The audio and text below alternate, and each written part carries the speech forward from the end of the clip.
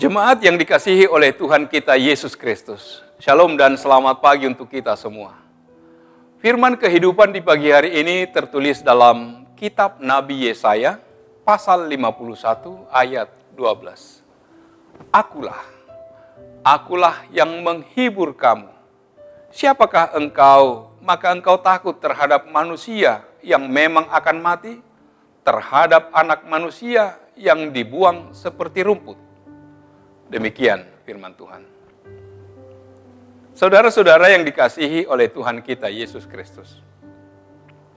Seringkali kita takut terhadap manusia yang memang akan mati.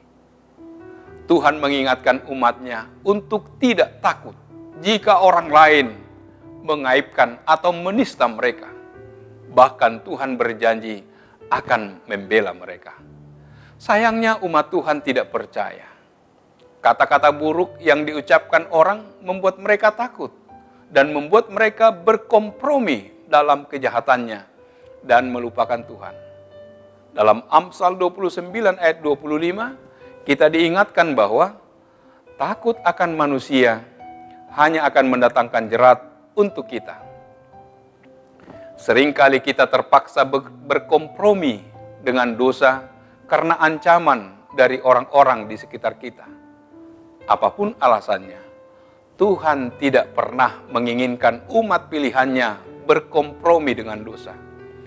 Tuhan menghendaki agar kita hanya takut kepadanya, tunduk dan lakukanlah firman-Nya. Siapa yang percaya kepada Tuhan, dilindungi. Firman Tuhan berulang kali mengingatkan kita agar tidak takut, karena Allah baik dan berkuasa. Dia telah memberikan anaknya Yesus mati bagi kita dan Roh Kudus-Nya untuk menuntun kita. Ketakutan tidak sepatutnya menguasai hidup kita.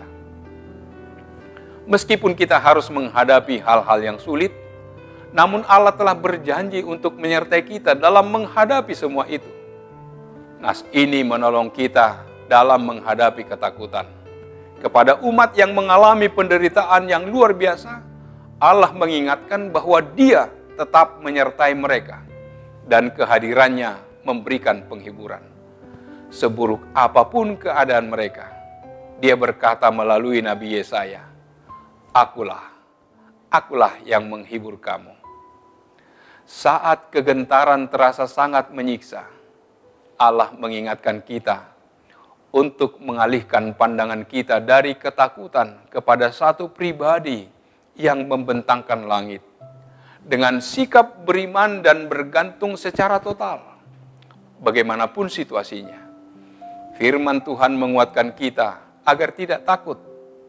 Allah memberikan kepada kita bukan roh ketakutan, melainkan roh yang membangkitkan kekuatan, kasih, dan ketertiban. 2 Timotius 1 ayat 7. Dalam prakteknya, masih banyak orang percaya hidup dalam ketakutan. Ada banyak faktor yang membuat orang dihantui oleh rasa takut. Yang pertama, hidup jauh dari Tuhan. Semakin kita meninggalkan Tuhan dan jauh dari hadirat-Nya, semakin kita hidup dalam ketakutan. Alkitab menyatakan bahwa jika Tuhan ada di pihak kita, tidak ada yang dapat melawan kita. Tidak ada yang perlu ditakutkan.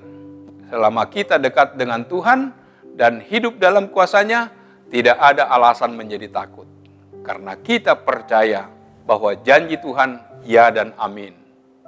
Bahkan apa yang tidak pernah dilihat oleh mata dan tidak pernah didengar oleh telinga dan yang tidak pernah timbul di dalam hati manusia, semua yang disediakan Allah untuk mereka yang mengasihi Dia. 1 Korintus 2 ayat 9. Yang kedua, hidup dalam ketidaktaatan. Karena tahu sudah melanggar perintah Tuhan, Adam dan Hawa menjadi takut. Ketika aku mendengar bahwa engkau ada dalam taman ini, aku menjadi takut. Karena aku telanjang, sebab itu aku bersembunyi. Kejadian 3 ayat 10. Kita harus menjadi orang yang taat, sebab ketaatan mendatangkan berkat dari Tuhan. Selama kita hidup dekat dengan Tuhan dan taat kepadanya, kita pasti dijaga Tuhan seperti biji matanya. Ketakutan akan membawa kita ke dalam kematian, namun takut akan Tuhan akan memberi kehidupan. Allah menaruh setia kepada umat-Nya, yakni kepada pribadi yang senantiasa tunduk dan setia kepada Allah. Mereka memiliki pikiran dan hati yang baik, memiliki hukum Allah, dan membiarkan hukum itu memerintah dalam hatinya. Kepada orang-orang ini Allah mengingatkan, tak perlu takut terhadap hinaan yang dapat menghancurkan nama baik dan kehormatan. Tak perlu takut terhadap ancaman yang hanya sanggup membunuh tubuh. Orang yang menaruh hukum Allah di dalam hatinya mungkin akan tetap menghadapi kesusahan dan penderitaan besar. Penghinaan dan celaan tetap dapat dirasakan. Namun Allah memberikan penghiburan sejatinya dengan firman-Nya yang menyatakan bahwa Allah akan menghukum dunia dan membersihkannya dari kejahatan. Pada saatnya, Allah akan menghakimi dunia menurut keadilan-Nya, sehingga setiap manusia harus mempertanggungjawabkan hidupnya di hadapan Allah. Mereka yang nantinya selamat adalah yang tetap berada di dalam kebenaran Allah, karena keselamatan hanya dari Tuhan saja. Dan kebenaran serta keselamatan dari Allah ini berlaku kekal selamanya. Amin. Marilah kita berdoa. Allah Bapa di surga, terima kasih Tuhan. Engkau telah berfirman bagi kami. Tuhanlah yang menghibur kami dalam segala situasi dan kondisi yang kami alami di bumi ini. Engkaulah ya Allah yang senantiasa melindungi kami. Engkaulah yang menyertai kami dalam perjalanan kehidupan kami. Biarlah kami tetap takut akan Tuhan, menuruti perintah Tuhan, dan melakukannya dalam kesetiaan.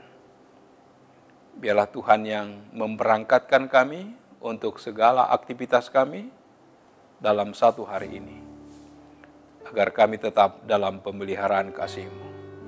Terpujilah nama-Mu. Dalam nama Yesus kami berdoa dan mengucap syukur. Amin. Anugerah dari Tuhan kita Yesus Kristus, kasih setia dari Allah Bapa, serta persekutuan dengan Roh Kudus, kiranya menyertai kamu sekalian.